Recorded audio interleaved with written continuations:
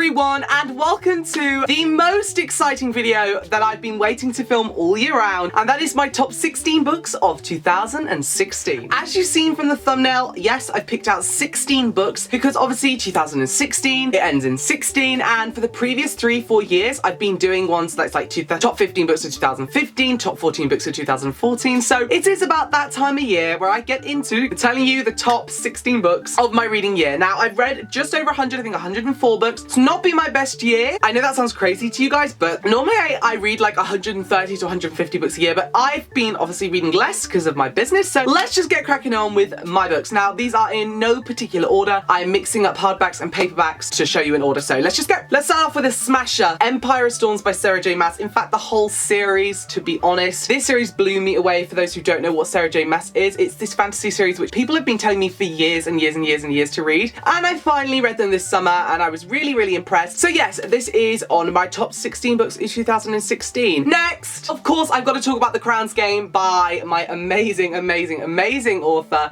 Evelyn Sky. Not my amazing author, she's amazing, and it's Evelyn Sky. This series is based off Russian kind of mythology in a way. It's magic, there's enchanters, it's basically about two enchanters going against each other. It was one of the best books I've read this year for sure, so I'm really excited that I get to mention it in this story, so I do recommend you go and check this out if you ever get a chance. One of the best books I read again is Trapped in Silver by Emily Soden. This novel is coming out in 2017, but I had the pleasure of reading it in 2016, and it really was one of the best books I've read. It is a fantasy story about a girl who is submerged in a world of berserkers, magic, mythology. It's this whole new kind of world that this author Emily Soden's created, and it is stunning, so I recommend you all check this out as soon as you can. Another book I really enjoyed was Nil by Lynn Matson. This is kind of like a sci-fi YA dystopian-y kind of thing. It's basically about these people who get transported to an island and they have a year, and if they don't escape the island in a year, then they die, and it's really fast-paced, action-packed, heart-pounding, and I absolutely loved the first book to this series. It was my favourite out of the whole series, and I really recommend you guys check this out if you ever get a chance. It was ridiculously awesome. I love survival stories, so it definitely had to make this list. Next is a book that I only just finished, so we finished it just in time for the end of the year, and it luckily made the top list for me.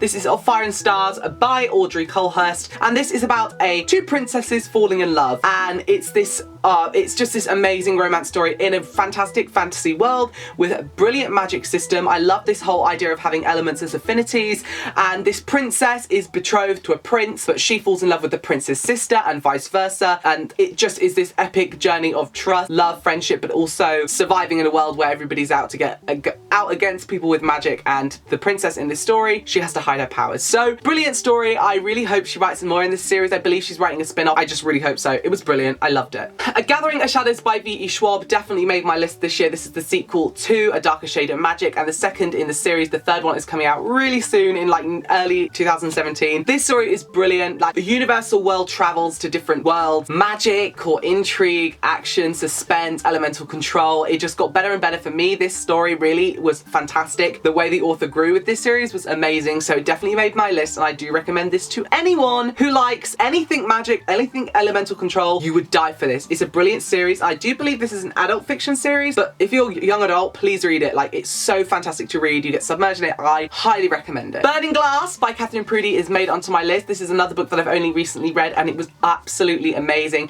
It's a nice thick fantasy story about a girl who's an aurora seer, and she can sense people's emotions, and she has to go and serve the king and protect the royal family by sensing other people's emotions around them and making sure nobody's going to assassinate them. But then she falls in love with one of the princes, and it's kind of based in this kind of European kingdom, like almost a bit Russian-y, but not Russian. I feel like she's got loads of elements from different European countries and towns, which I love, and I love the magic system in here. The way it ended was brilliant. It's like very Queen of the Tearling meets the Grisha series in a way. I loved it. It was brilliant. I recommend you all go and check it out. I love fantasies, if you can tell. Lady Midnight by Cassandra Clare made it onto this list. It's actually one of my favourite Cassandra Clare books. I didn't think that could be possible, but it is possible, so it definitely has to make it on my list. I don't want to go too much into this one because obviously it might spoil previous series, but just know that if you like Shadowhunters, if you've read anything Cassandra Clare and you haven't read this yet, get on to reading it, because the Shadowhunter world in here becomes deeper and deeper and deeper. And if you haven't read any of the Shadowhunters worlds, go and check out City of Bones. It has been on one of my lists before, so I recommend you go check it out. Ding! bit of a paranormal indie, and that is Kiss of Fire by Rebecca Etherington, a book that I read last month, and oh my god, this series really took the reins for me and really made me trust and fall in love with paranormal again. I loved Rebecca Etherington's writing. It's about a girl who has this mark on her neck, and she is literally thrown into a world of this mythology, this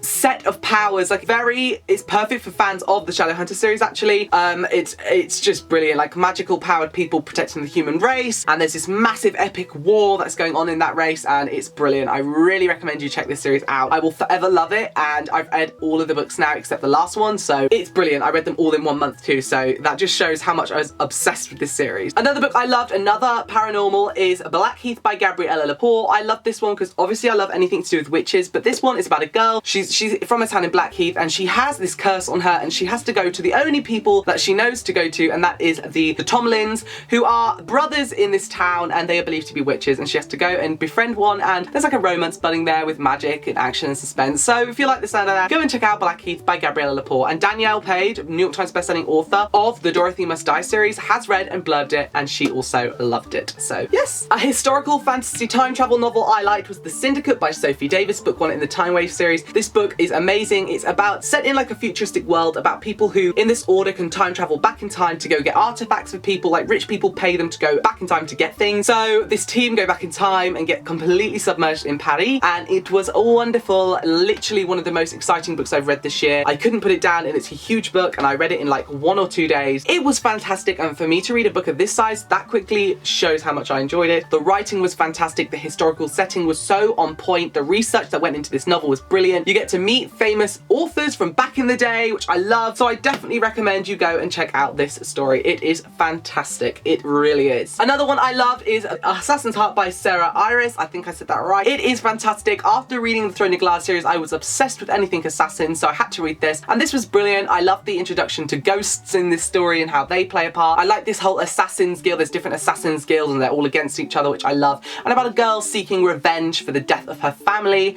It was brilliant. It was very action-packed, very heart-pounding, and I recommend it for anyone to try. If you like anything assassins or want to try any books about assassins, this is the one to go to. It was great. I think I keep saying that about all the books, but it was. That's why it's in this list. Three Dark Crowns by Kendar Blake is in this list. I really enjoyed this. It's about 3 sisters destined to be queen, but only one of them must be queen, and they have to battle it out, and they all have a different affinity to magic, elemental control, magic to poison, and also a knack. They have to battle it out, and it's just a really great fantasy story. Very deep and very just really fantastical. Like, if you want a really good fantasy, then this is the one, and it sets up the world brilliantly for the next in the series, so I can't wait to carry on with this series in 2017. So yes, 3 more books left. The Song of Princes by Janelle Rhiannon, a book that I read this year which completely blew me away for its poetic writing, its lyrical, blood, everything. Like, it was just really magical. It's kind of like set about the Odyssey, the Iliad, and it's very Homer-esque. It's actually part of the Homeric Chronicles. It was definitely not for a young reader, but nonetheless ridiculously interesting to read. The mythology was really on point, and she basically modernized it. It's Troy meets Game of Thrones, so if you like the sound of that, check out this book by Janelle Rhiannon. Next is Justice Buried by Hilary Thompson. This series blew me away this year. It's a dystopian futuristic series,